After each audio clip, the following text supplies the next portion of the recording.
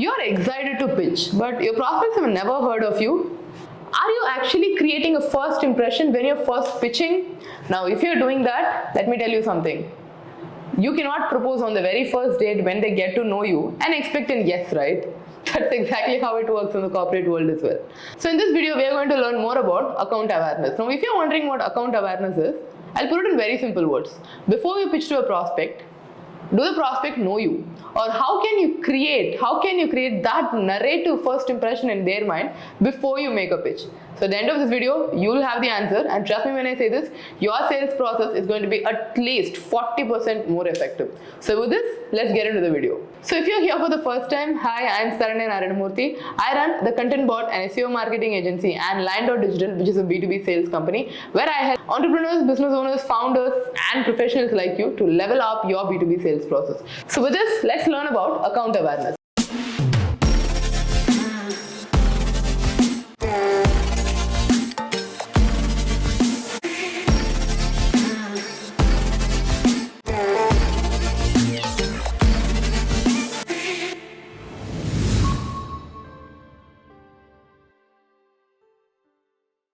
In B2B sales, most of the pitches fail because the prospect does not know who you are. Now imagine being flooded with emails and you being 7th on the list and you're just giving them a generic sales pitch. Do you really think the prospect is either curious or intrigued to know more about you? Not really, right? The chances of that are very slim. So this is where we establish an account awareness before and we create a narrative in the mind of your prospect so that they clearly know this is what you do, this is who you are before you make a pitch. Now when you establish this first impression, it becomes very easy for you to talk to them, to take the conversation forward, and especially reduce the sales cycle, which means closing deals faster. So let's implement this 3-step approach when it comes to establishing account awareness. Let's go with step 1. Step 1 is where you establish a first impression. What is first impression?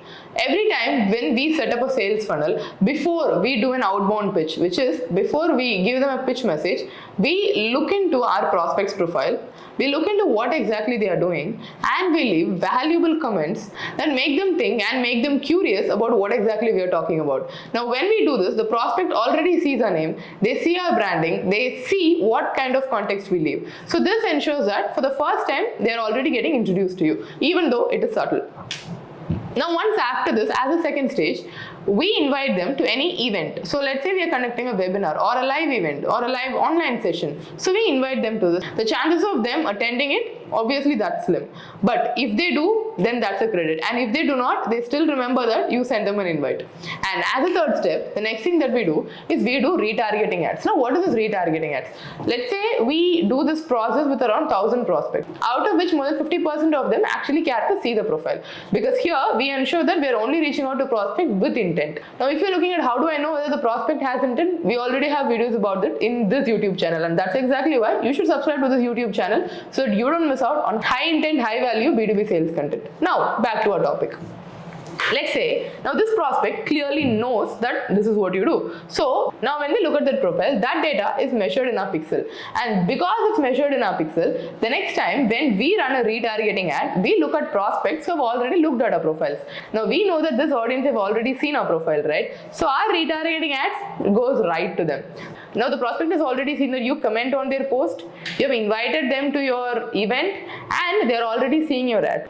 Now in the first two, you are establishing a direct contact with them. But in the third one, that is not a direct contact, they are seeing it just off the internet. And that too, credits for you if you're having your retargeting ads as native ads. Because in this case, they are not seeing your ad on Instagram, Facebook, or the regular social media channels, but they are seeing it on applications, websites that they visit.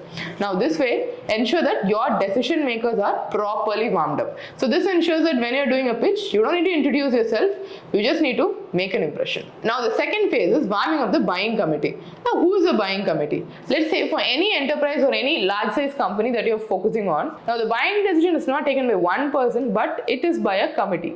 They have decision makers, influencers, and so many other board of directors who actually approve the decision. Now what happens when you convince and when you establish a buying journey with one prospect and not the entire committee? Your sales is standing on a single leg, right?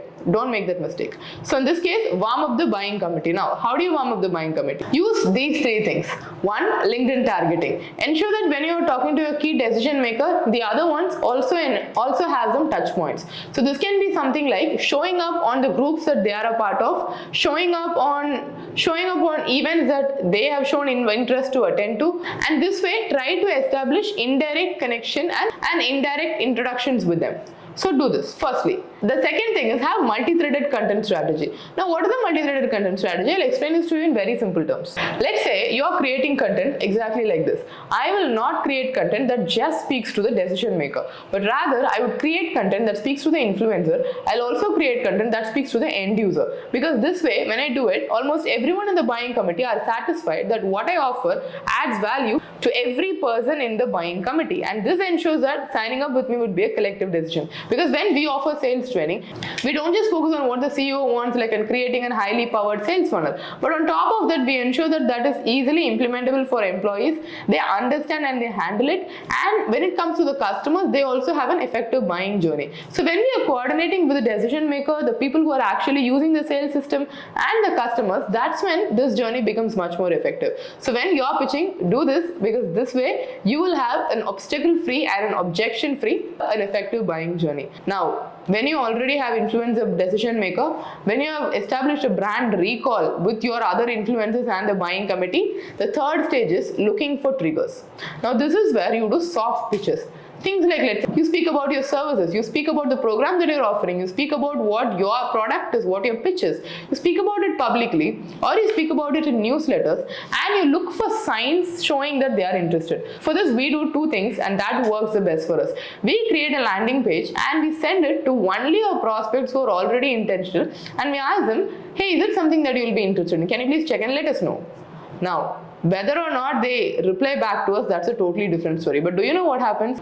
When we send this with a proper hook line that speaks about their problem statement, they'll certainly click on it. Whether they reply or not, that's a totally different story, but they'll click on it. And when they click on it, we have heat maps installed, and these heat maps will ensure that they take data of which company's prospect has been there on the landing page for the longest, what do their cursor movements look like, have they shared it to someone else, have they clicked on any buttons, so on and so forth. So when we get all these data, this gives us information whether or not the prospect is interested. If yes, what part of the proposal are they interested in, since we are also measuring the cursor movements. Now, second thing that we do is we use newsletters to communicate this. Let's say we are sending them documents, we are sending them links, and we see how many times has the prospect opened this. Because the number of times an email is opened, forwarded, or read, or the engagement time clearly again establishes interest. So when we see these buying triggers coming up, that is when we pitch them directly. So here, since we are pitching it at this stage, we already know that there is a higher brand recall, which means we don't have to reintroduce ourselves. Secondly, they already trust us, because if not, they wouldn't have engaged so far, right? And number three, since they have seen our content so long, seen the name so long, there is a familiarity complex that already established. And remember this always, a prospect buys from someone who they know almost 90% of the time than trying out a newer vendor, unless absolutely necessary. So if you're actually using this method of account awareness, you're not just setting an intent, but you're also ensuring that you are converting more buyers, you are transforming more anonymous strangers into prospective buyers in a most effortless way. So if this is something that you wanted to learn more about, if you wanted to learn more about B2B, so from here I would suggest implement this for your business and let me know how this works. Because right now, pull marketing works a lot better than push marketing. So don't just flood their DMs, ensure that their DMs reaches you. Now, if you want to learn more about B2B sales, if you want to grow your business, if you want to learn more about how you can make your sales process more effective and how you can do this in your company, subscribe to this YouTube channel and connect with me on LinkedIn, and let's discuss how we can establish a sales training for your company.